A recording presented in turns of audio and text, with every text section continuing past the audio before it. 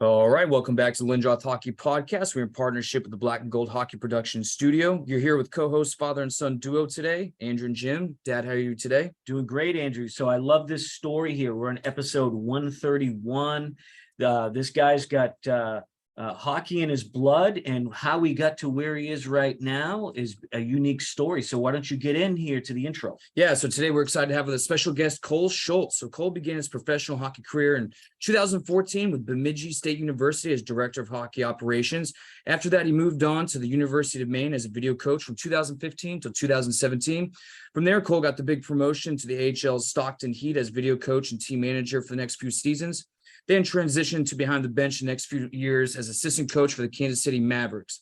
After moving on from Kansas City, Kohl returned for another year to Stockton as video coach. And now, as of the season that's just concluded, technically, Kohl was hired and has been working for the Kalamazoo Wings and the ECHL as an assistant coach. It's a mouthful, but thank you for joining us today, man. How are you? Well, thanks, guys, so much for having me. I'm doing really well. So, Kohl, let's start from the beginning. I know you didn't go and play pro after you were in college, but you did play for University of North Carolina, if I'm correct, for 4 years.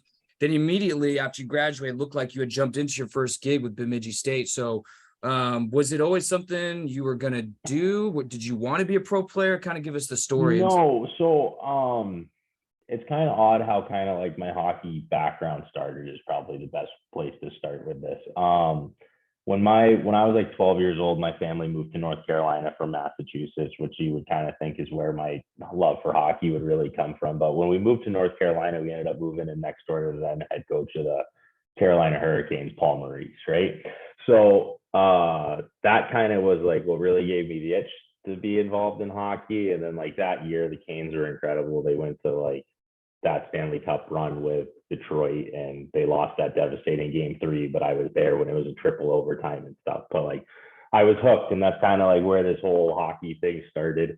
So started playing ice hockey from there. Like you guys said, I played at the University of North Carolina, and then my junior season, I ended up getting a pretty bad concussion, and kind of knocked me out for a little bit in terms of being able to play. So I was fortunate that I had started kind of coaching roller hockey in that area and that sort of thing. And then one of the kids that I coached, his dad was the executive director for Raleigh Youth Hockey in the Junior Hurricanes program. So couldn't really play. So I was like, hey, does the youth hockey team need any help? And he set me up with a guy by the name of Tim Silcox, who was coaching a Bantam A hockey team. And started coaching with that crew. And I was like, well, this is a lot of fun. I'm going to keep rolling with it. And then senior year rolls along, I'm coaching a different team, and after my senior year of college ended, it was one of those things. The plan was to go to law school, and then I ended up calling my dad in the middle of summer, and I was like, hey, I wouldn't mind giving this coaching thing a run. And he's like, if you can figure it out, that's awesome.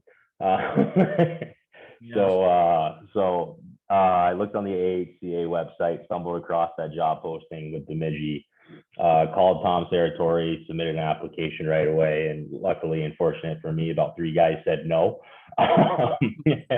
And I had a pretty good recommendation from Paul.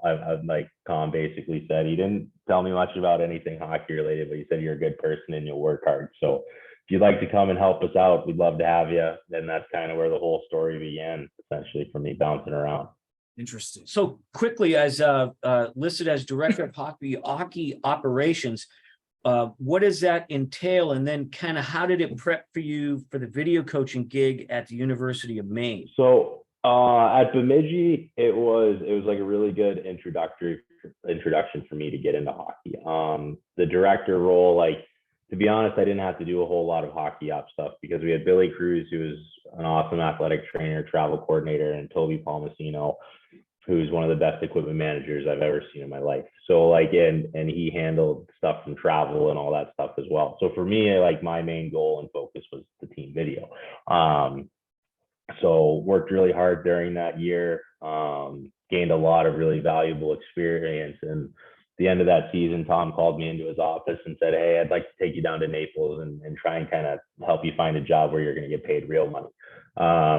And so flew me down to Naples for that coaches conference or whatever. And that's where I met Red Gendron and Ben Guite, and kind of fumbled my way into my next position there with those guys after having a nice lunch with Ben and Red.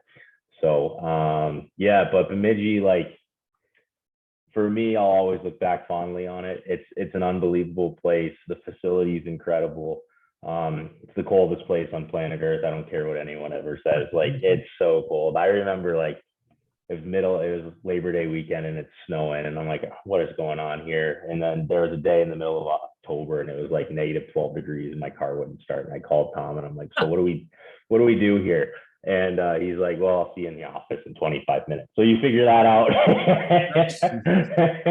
And so, like, you're kind of almost begging that it gets to that point where it's too cold to snow, but it's beautiful. The country's great. Like, you get to travel to some pretty cool places. Like, we got to go to North Dakota right away. So you get to play against the big dogs, and then you get to go play in these like hockey rich environments like Michigan Tech and Houghton and Lake State and the Sioux and stuff, where there's just like kind of that fabled history where hockey's the number one thing. So Bemidji kind of exposed me, I guess, to kind of life on the road at that point and enjoying time on the Iron Lung with the bus, and then kind of springboarded me into where I went to today. So I'm kind of curious, do you, like, when you got the first gig as video coach, obviously you didn't have professional experience in it yet on paper. When you go to apply for these gigs, or when they come back to you and say, hey, you do this, do that, do you have to be open to all the positions, video coach, team manager, which we'll get to, assistant? For me, it was a matter of like, I just need to get my foot in the door somewhere and then just show that I can work. And then beyond that, also show that I can grow and learn at the same time, right? Like, because it's one thing if you can put your head down and work and just work in a single lane with blinders on. But for me, in most places I go to, I really want to immerse myself not only in the community, but in the culture and basically everything that's going around. So I'm probably annoying to the guys that are right above me and right next to me, because I ask a lot of questions about the stuff that they're doing. But for me, and then like from there, you kind of just show people that you're willing to work and that you're a good person, and hope that your next job, whenever you're looking for it, there's someone that knows somebody, right, that'll vouch for you and say you're a good person. And I would say that probably goes further in terms of getting your next job and finding your next step than, I guess, actually like the quality of your work. I mean, I like to think that the quality of my work is still really good, so don't get me wrong there. Yeah. But having someone vouch for you, I think, is the most important thing, because that's all this game is, right? Is relationship building, whether it's coaching, working within an environment of other people, working with your staff. If you can't build a relationship with someone else, it's going to be really hard for your team to continue to move forward, right? So, yeah.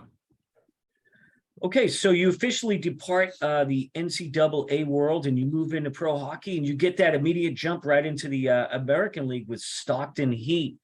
You had two positions there. It looks like a video coach and team manager.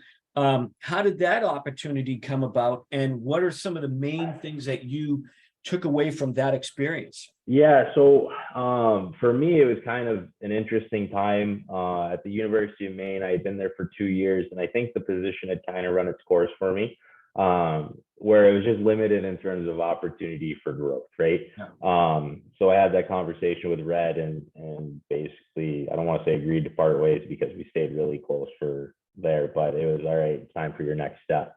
And then fortunately enough for me, going back to that relationship aspect of things, I worked with Ben Guite at the University of Maine, and he knew Jordan Sigalet, who was the goaltending coach for the Calgary Flames at the time. So talked to Benny's like, hey, I'll give Siggy a call, and ended up applying. And it's one of those situations where I probably didn't have all the tools that I needed in order to get that job.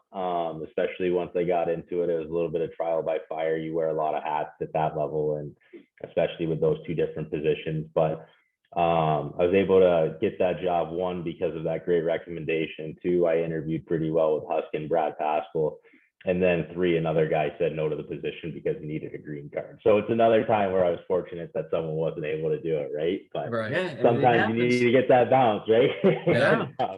So I worked there for 2 years with Brad Pascal, who's a great general manager. He's still with the Calgary Flames, and their Wranglers team is flying right now. So, but he kind of let me dive in, and he showed me the ropes, but it wasn't one of those things where he's a drill sergeant on stuff. He allowed me to kind of figure out budget management and travel and all this other stuff. And then beyond that, it was really on me to work with Husky and Chris Snow in terms of what they needed from video and then the analytics side of things.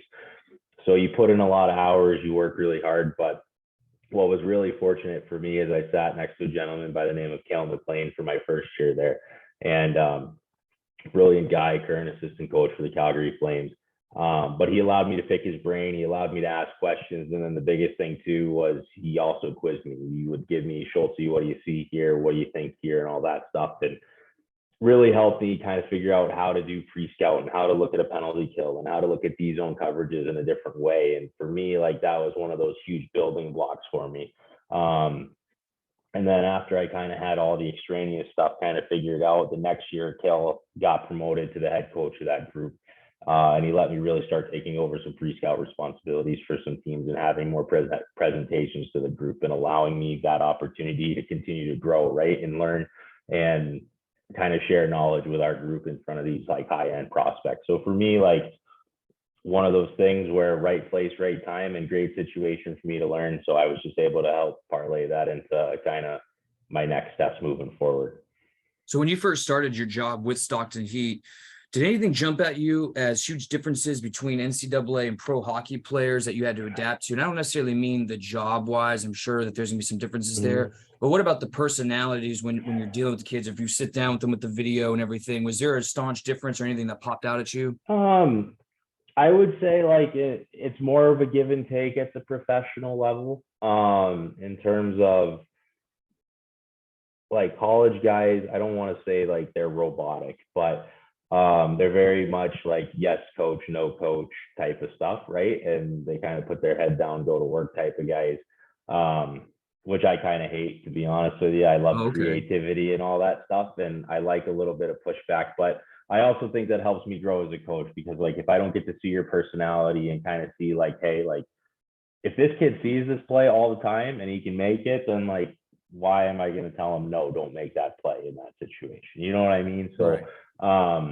but at the same time, like with the college kids, you have to manage not only like their hockey, right, but it's their schooling, their relationships, their family, being away from their family, all that stuff. And it's not their job yet, right? Like they're all aspiring, or a lot of guys are aspiring to be a professional hockey player, but there's a lot more on the table at that moment in time. And then when it comes to the professional aspect of things, it's like this is their job, this is their livelihood, so it's taken in a little bit of a different manner. And they're all trying to elevate and get themselves to the ECHL or the highest level possible, right? And they're playing for contracts and all that stuff. So just like the skin in the game, I guess, is a little bit heavier at the professional level, right? In terms of what a guy is trying to do. But also I think there's a little bit more freedom in terms of like they feel a little bit more emboldened and empowered to kind of say like what they see on the ice, what they're going through. And I think that really helps form a positive relationship and things too.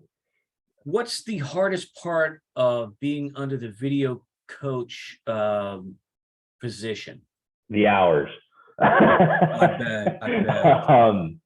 Like, so like the kind of way that I put it, right, is like I take like, we'll call it 8 to 12 hours of video, right? And you try and condense it down into like 25 minutes to go over with your coaching staff, to then condense that down into like 4 minutes to get with your team, right? So like in order to do that and be successful, like the detail that goes into that long time is important. The hours that you have to stay up late in order to cut stuff and make sure that it's ready to go for the next day, it takes a lot of time. And then just identifying what's most important for that day. Like here in the ECHL level, right? It's like we may play 4 different opponents in 5 different days. So for us, we've got to figure out, all right, what's most important to show? What can we kind of combine in terms of like, hey, Indy does a similar thing to Toledo here. So can we use one clip here as opposed to having to show both Indy and Toledo in order to get our teaching point across, right?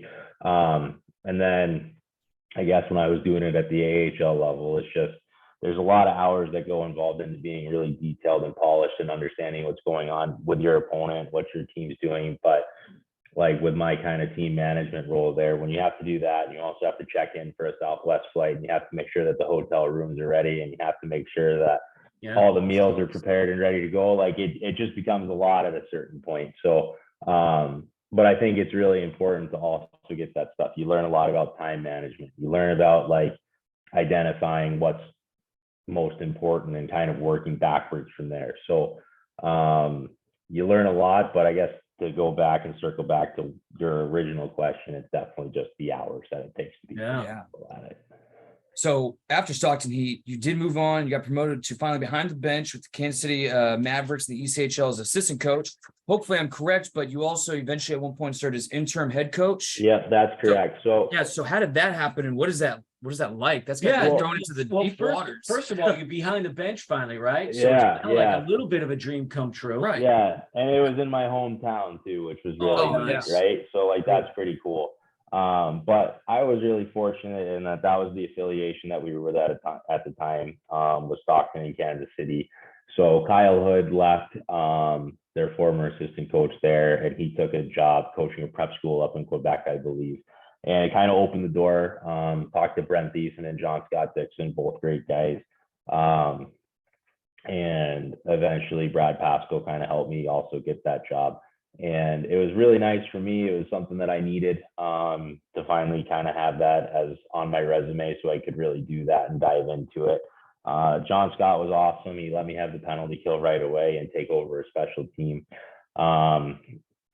And then it was one of those things. We started out okay, and we were kind of just like a 500 team, and we just started losing. And part of it was we didn't have players. Part of it was injuries. Part of it was just a mess at times.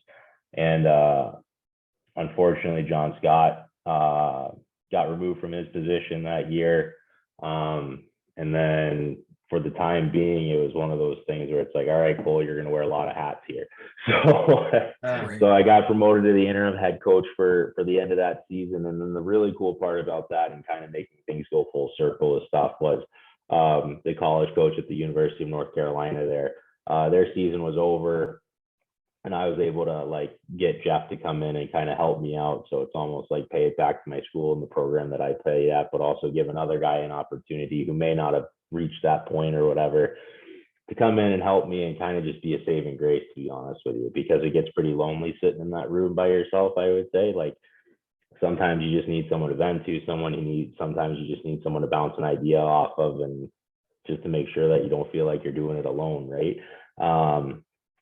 So I was really fortunate, and then I had a really good support system. Like Stockton sent the goalie coach down for a weekend for us, so like I didn't have to be alone behind the bench and stuff, and he could help me run the D. So I was really in it, probably an insulated environment, but it also, in terms for me, like it gave me a real life experience in terms of how do you take over a team mid-season. Like not everyone gets the opportunity to do that. So it also let me reach back out to Paul Maurice and kind of say like, hey, what do you do here? And he basically told me, well, find what's messing you guys up the most and fix that. So it's just like, just focus on one thing and get the guys to work hard. So I took that to heart. We started getting a few wins, which was nice. And then I got to connect with Red Gendron, and for me, that was huge just because my first time doing something. Is not to say that I wasn't confident in it, but I mean, I would be lying if I didn't say that I didn't have some misgivings about it. And when he kind of just let me vent for a little bit, and he said, hey, Schultz, you're ready for this opportunity. Don't worry about it. And if you need anything, it's kind of just like that deep breath that I needed in terms of like, all right, here we go. Let's dive into this. So for me, I was in a really good environment, kind of created a lot. And then just like a fun little anecdotal story, it was our first game after that. And so it was my first game behind the bench as a head coach in this league. And I was allowed the previous summer to bring in one player who was Brian Lemos, who plays for the Indy Fuel now. And he straight up lied to my face when I called him over summer. And I was like, hey, are you planning on playing pro? And he goes, yeah. Like, I'm really excited to kind of come in and try out. And then 2 weeks into camp, the kid's shown up. He's almost putting up a point per game. And his buddy Hayden Hockey was one of our goaltenders. And Hayes comes up to me and he's like, hey, Schultz, did Lemo tell you that he was retired? I'm like, no, he did it. So he was training to be a bodybuilder. And I'm like, so I call him over and give him a little bit of crap. But it ended up going to overtime that first game.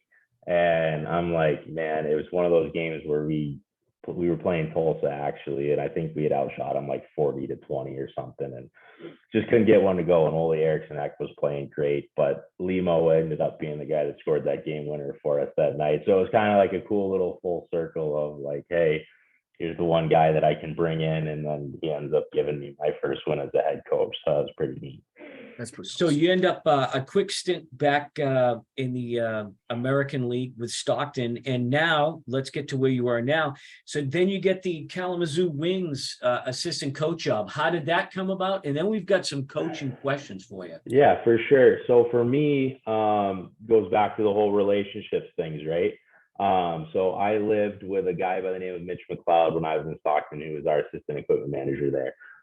He was the equipment manager here in Kalamazoo. When Marty got promoted to the head coach here, he called me and asked me if I'd have any interest. So it comes back to that whole relationship building, right? So guy that I lived with for 2 years, that was an equipment manager, puts in a good word for me. I have a few conversations over summer with Marty, and I was fortunate enough to land in a great community here in Kalamazoo.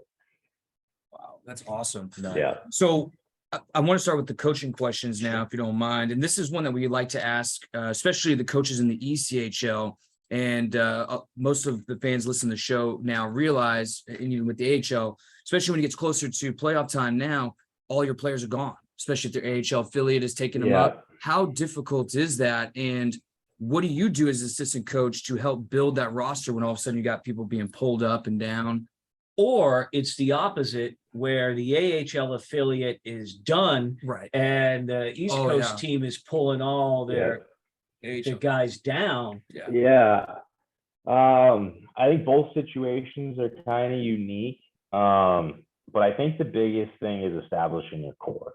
And everything kind of works inside out from your core. So in terms of your values and what you want in your players and stuff like that, I think it comes down to like your captain, your core group of guys that you know aren't going up, probably aren't getting sent down or released, and that becomes kind of like your team, your nucleus, and making sure that when it becomes plug and play at the end of the year, when stuff like that happens, that you don't lose sight of your identity, and your core in that room is like a really big part of that. So I guess to tackle each of them, when the American League group gets called up, we'll say, right? Like we were talking about, because they're in playoffs, they need their black aces, their extra practice guys and stuff like that.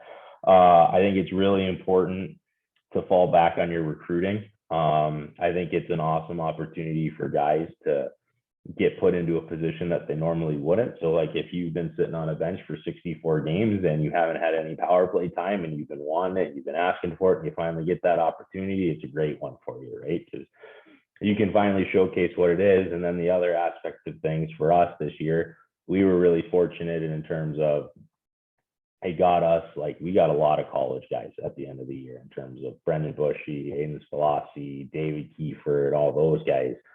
And it gives those young guys an opportunity right away. And selfishly for us, it allows us to take a look at them and see how successful they're going to be at this level, if they're going to be successful. And then the other side of that too is give them an opportunity right away to kind of feel it out, understand the league, get their feet wet, which I think will pay dividends for them coming next season. The flip side of that is, what do you do when you get sent down a whole bunch of AHL guys, right? Like you guys were talking about. I don't think you ever want to turn away really good players that can help you win, right? But at the same time, I think it still comes back to that core and that nucleus, right? Because the human dynamic is interesting, right? In terms of there's guys that get sent down that have been in the American League all year long, or are tired or a little banged up, don't necessarily want to be at this level right now, or like don't want to do a playoff run. They just want to get healthy. They want to start training. They want to be ready to go for camp, right? Because that's going to be important for them. But making sure that, one, you've established a room that has that buy-in and that culture that'll allow like for that drive, for that win, and that team first mentality. And two, making sure that like those individuals, when they come down, there's an understanding that like winning helps. Like regardless of what you may think in the short term, like teams that go deep in playoff runs, teams that win championships, those are the guys that continue to get contracts, right? So it's important, like So if your core doesn't necessarily have that grip that you need and you need to dangle that little extra carrot, like, hey, contracts are coming, you make more money. It's kind of what happens when you win, right? So Yeah. having that attitude when you sent down, the only bad part is that when those players do get sent down and they're really bought in, you're going to end up having to probably cut someone that deserves to be there too. And that's the worst part of the job, is calling that guy into the office and having to have that conversation where it's, hey, we're going to have to move on because like we have roster limits, we've got a salary cap, and this guy just fills the void that you're trying to fill for us a little bit better. So Yeah, well, kind of in that same scenario, East Coast leagues, I think it's a little bit tougher because, what do you do in a situation where you've got the East Coast players that are contracted by, say, Kalamazoo? And so we know what they're making, which is not much. You got an AHL guy who's got an NHL contract, right, for 3 years or whatever, but they get sent down to the East Coast League. You got to play them. Oh, you're talking about ELC kid? Yeah. Okay. And so you got to play them because the affiliate wants you to, get them more ice time, whatever, and develop them. But you got that East Coast contracted player. Is there ever sort of a butting of heads? The kid's down, I don't need to be here, I should be up there type thing. And you're like, first of all, basically you're making a lot more money than the guy sitting in the room. Second of all, you got to be a pro. And third of all, we got to be a team. I mean, that seems to be like the hardest thing. Yeah. And you know what? I don't want to make it seem like all guys come down and they're in that mood, right? Like I don't want to make it seem like that. You get an egg like that every once in a while. But the biggest thing I think is just honesty and transparency with both your players and your affiliate. Like if you need more out of a guy, like doesn't do us any good calling the AGM of an NHL team and just saying like, hey, this guy's dogging it. Like for us, it's a matter of just having that open line of communication. Like we're very much an open door coaches room here in Kalamazoo. And I like to think that we shoot players straight in terms of where they are, where they're at, what we need from them and all that stuff. So if you're not bought into what we're asking for there or want to do there, then like maybe a phone call needs to be made to that AGM or whatever about what we need to have done. But overall, like most guys are great guys. They come down, they work really hard. I think the best example of that for us this year would have been Ben Copeland. The guy comes down, he was at Penn State. He ended up signing an American League deal halfway through the year. Comes down near the end of the year during Cleveland's playoff push, which I could see would be disappointing, but his attitude was unbelievable. It was great. He comes down, he helps will our team and kind of like helps us set a foundation for next year in terms of like after the trade deadline, our team was really, really good. And he was a big part of it, and his attitude that was unbelievable during that time, right? So for us, it's just a matter of making sure that we do have that initial conversation with the guy. Hey, how are you doing? What was the feedback that you got from your group? Why are you down here? Did they tell you why you're down here? And then our goal at the end of the day is to make sure that we help them get back up, right? So we'll do the things that we'll take the feedback that they got from up top and kind of use it as a development method and have those conversations with those guys, work on those things that they're perceived to be deficient in. And hopefully by this time next year, we're not having that same conversation with them because they are at that American League level and they are helping that team with their playoff push. So go ahead, Andrew. So just speaking on assistant coach and the different jobs that you do on the ice. So I assume that you're probably put in charge of penalty kill, power play, offense, defense, whatever it is. Kalamazoo specifically, what was your job this year, and what is your specialty person? Well, if you got the chance to do whatever, coach whatever, what would it be? So I work the D on the bench. And then we're really fortunate to have a player development person here by the name of Ben Wilson as well, who's a captain here in Kalamazoo, played D here forever. And he's also awesome, like in terms of progression, drills and stuff like that he has. He really helps build and strengthen me as a coach, gives guys ideas and stuff. And then on top of that, I also run our team's power play.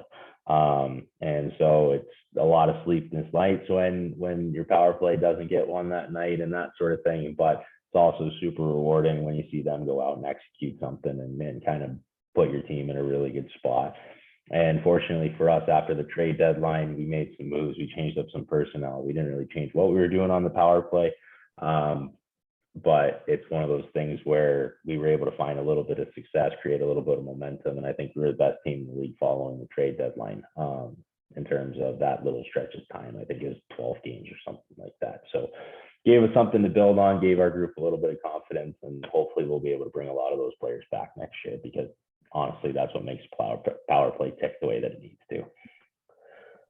I guess more of a head coach question, but I don't really know, so I'll just ask this. So you've been on a player, you've told the player expectations, what they're not doing, what they need to be doing. We're talking pros here.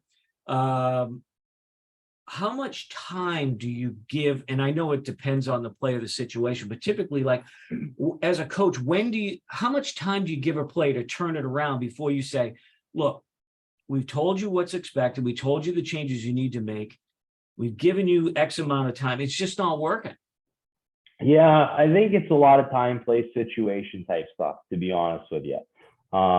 So like for me, it was like, I like to do a lot of one-on-one videos with guys, because I think that is where you can really get to the crux of teaching, get to know a player's thoughts a little bit more, understand what they're seeing, kind of have more of a dialogue in terms of like, what do you see here in this situation? Where's this play leading to, and stuff like that. In terms of a bench management situation, kind of comes time, place, situation. So if you've got a guy that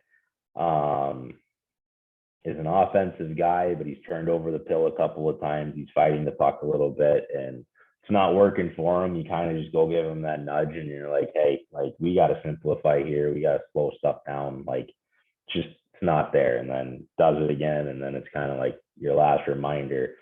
But the other thing too is like, you have to read it too. So if we're down 5-2 and it's halfway through the second period, you want that guy trying to make that play. One, because we need him to make that play, and two, it's probably pushing offense. So if he makes it, we've got to have a little bit more high risk, high reward in those instances, right? But if we're up 2-1 in the third period and we're trying to make a pass to the middle part of the ice, or try and make a spring play to someone through 4 different bodies, like, it's not what we need at that moment in time. I think a glass or a meat in our own zone is fine. So you kind of just have to sit on it and basically evaluate, well, where are we in the game? Is that a play we need at that moment? If that play's reward level is high enough, does that make sense for us to be making at that moment in time? So I think you also have to do it on an individual basis too. Like, there's guys that have certain tools in their toolbox where like, that is a play they should make, or that is a play they can make. So you want to give them a little bit longer of a leash and allow them to kind of play within that freedom. And then there's other guys where it's your toolbox may be a little bit more limited on certain sides of things. And this is one that's going to make you more successful as a player and make me want to play a little bit more too, but it's also going to allow for our team to have a little bit more success. So for me, I don't think there's ever like a concrete, like, this guy's getting yanked, or it's the old Bobby Knight where ass meets bench sends signal to brain. Yeah. So I don't think there's anything concrete. There's no methodology into it. It's more so you kind of have to break down into time, place, situation, and who you're dealing with as an individual, and see if you can't get it to go from there.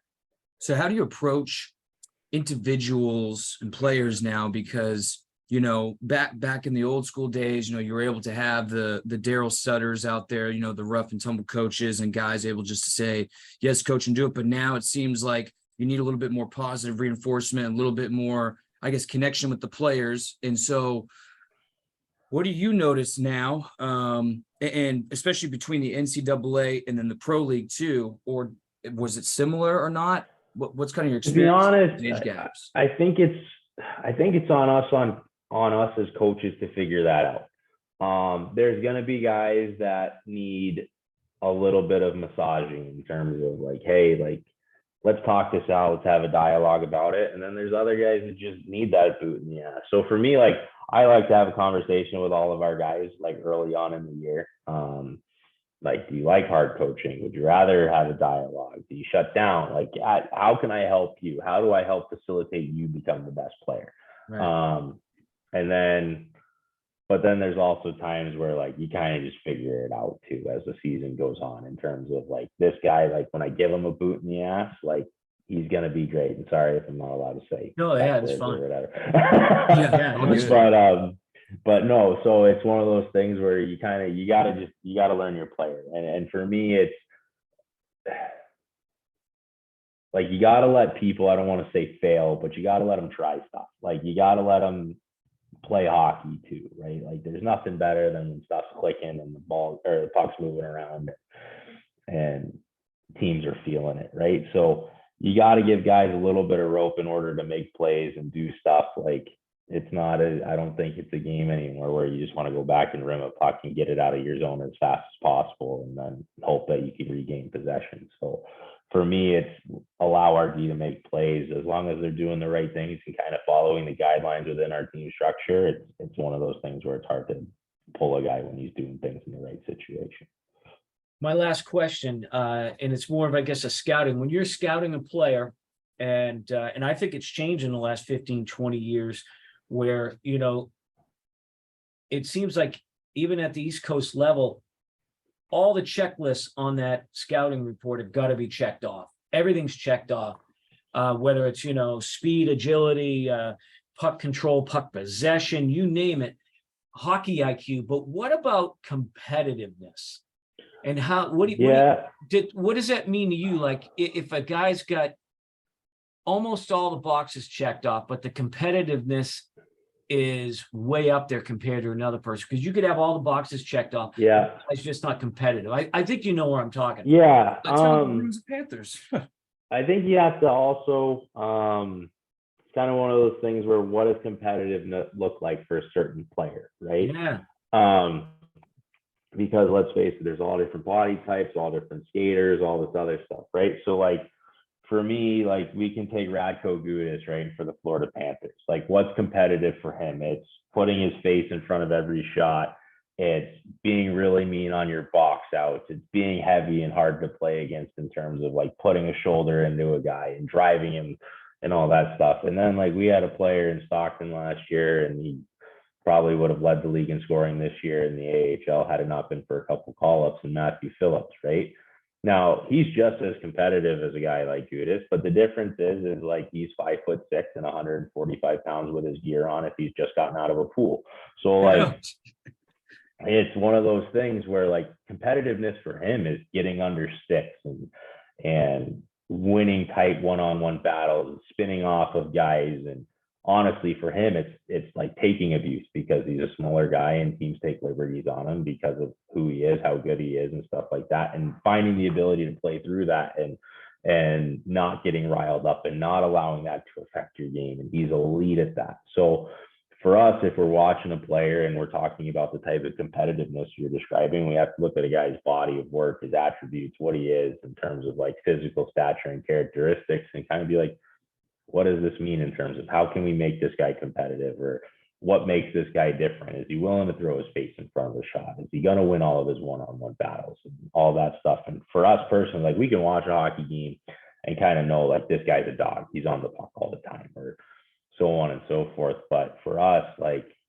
we're really big in terms of let's call guys that he plays with, guys that he coach him and stuff like that, and get their take on it, because they're going to know better than anyone, right? Like you can put it together an evaluation and watch a guy, but it's tough to find out all the warts unless a guy's seen them over tons of time. And we don't necessarily have that all the time, right? Like, hey, a guy just went down, a guy just got called up. We got to get a guy from college and we've got 2 days to do it. So it's not like we can watch a whole season of a guy in a day. So for us, let's use our relationship network. Let's make these phone calls. Like, does this guy vouch for him as a person and a human being? Because that's first and foremost, because if he doesn't vouch for him there, then we can't really do anything after that point.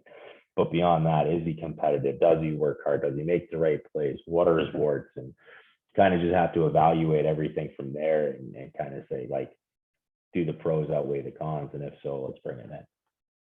So, Coach, where you're at, we'll finish with this. You just finished the season with Kalamazoo. Do you got another contract? Are you negotiating contract? Are you a free agent? What's going on? I'm hoping to be back next year. This is it's a really, really special community here in Kalamazoo. Like I was lucky enough to be here for a lot of firsts for guys. One would be Coach Martin's first win as a head coach. That was awesome. I was here to see Justin Taylor break a Kalamazoo Wings scoring record. I was here to see Hunter Borva's first shutout in his first professional win at this level, and he's a local kid, right? Like, so for me, I was able to share in a lot of really special experiences, and then beyond that, this community loves hockey. It's one of those things where you feel it in our building. Like, we've got one of the oldest buildings in professional hockey, and it shakes basically like when we get 4,000 people in here, and it rocks, and it's fun. And the cool part about Kalamazoo is like it's a college town too, right? So there's nights this year where there's 6,000 people watching a Western Michigan hockey game 10 minutes down the road at Lawson, and then we've got 6,000 people watching a game here, and both buildings are rocking. It's a really special community, man. It's kind of like it's hard to explain, but it's something that you're really proud to be a part of. And you get a little choked up when you watch our team's intro video, and it talks about kind of the history of Kalamazoo and all that stuff. So I'm hoping to be back. Yeah, Good, awesome, man. Coach, Yeah. we'll say a quick goodbye off air, but on air, we can't thank you enough for coming on, and you've been a great guest. Yeah, thank you. Well, I appreciate you guys having me, and if you need anything in the future, just let me know. Thank you, Coach. Great guy. And another coach here Yes. on the Lindroth Hockey Podcast. Yeah, I've had quite a few of the ECHL assistant and head coaches. Love hearing about these hockey journeys, which is part of the reason why we started the podcast format we did 2 years ago. Yes. And everybody's hockey journey is different. Right. And look at him. I mean, he ended up being a interim head coach at the East Coast League. Right. And never played pro himself, but worked his way, paid his dues, getting to where he is by a different route. Yeah, absolutely. Nice guy, very insightful too. And yeah, it's good stuff, man. You like it when the coaches come on and give you a lot of insight too. So make sure you're following Coach Kohl's career here, man.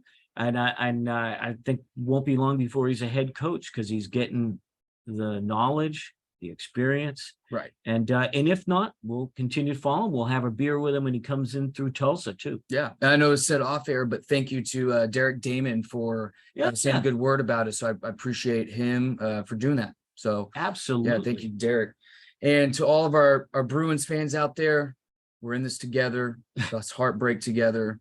So it'll be okay. Yeah, I'm not going to talk about it. We won't talk about it. Just we'll be with you. Yeah. We'll talk about it. But anyway, we want to thank everybody for tuning in. Continue to subscribe.